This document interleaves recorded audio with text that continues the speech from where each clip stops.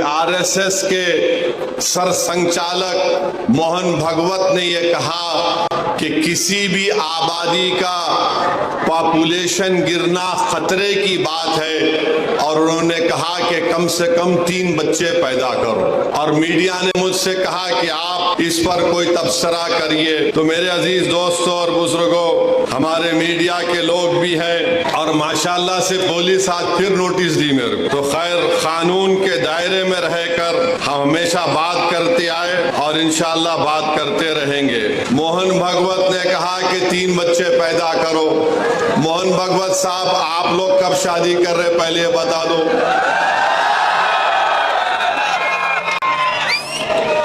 अब 3 बच्चे पैदा करो बोल रहे।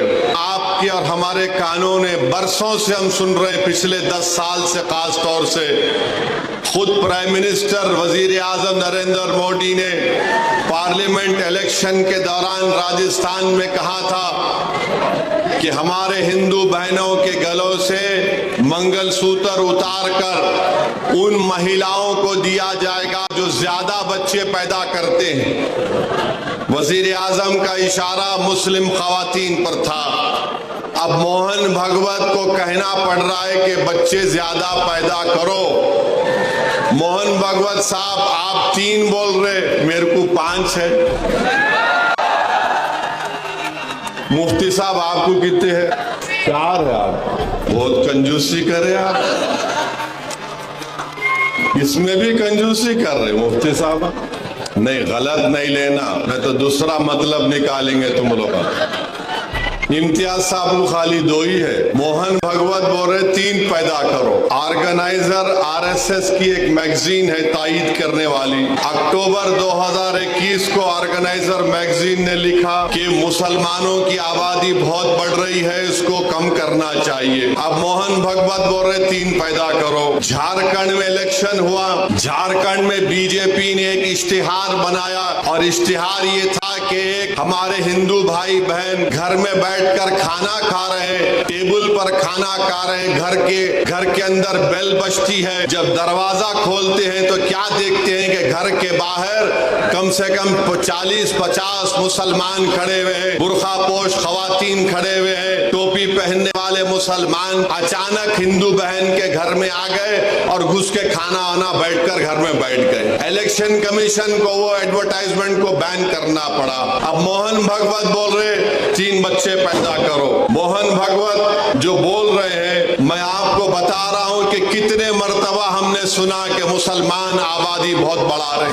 हकीकत यह है कि 2060 में, अभी हम 2024 में हैं, 36 साल के बाद हमारे हिंदू भाई बहनों की आबादी स्टेबलाइज हो जाएगी 74.7% पर, और उसके 40 साल बाद 2100 ईस्वी में मुसलमानों की आबादी स्टेबलाइज हो जाएगी 18.8%। यानी मुसलमान की आबादी कभी भी इस मुल्क में हमारे हिंदू भाई बहनों की आबादी से ज्यादा नहीं होगी। मगर ये झूठ आरएसएस पिछले 70 साल से फैला रही है। बीजेपी ये झूठ को फैला रही है कि मुसलमान इतनी आबादी बढ़ रही है, इतने बच्चे पैदा कर रहे हैं कि एक दिन इस देश में उनकी आबादी बढ़ जाएगी। ये उनका पहला झूठ।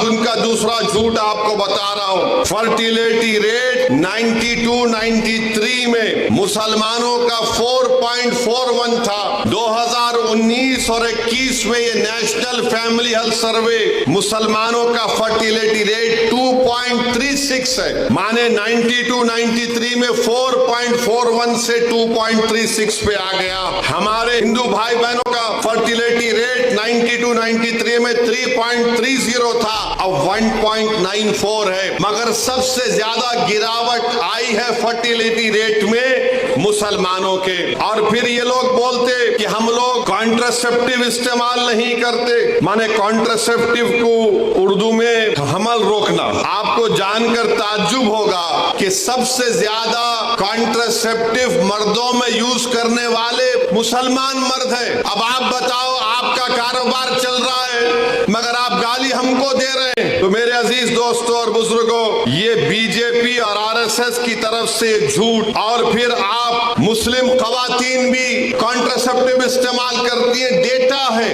हिंदू खवातीन 67.9 तो मुस्लिम खवातीन 60.2 इस्तेमाल करती है। मगर आज मोहन भगवत को मानना पड़ा।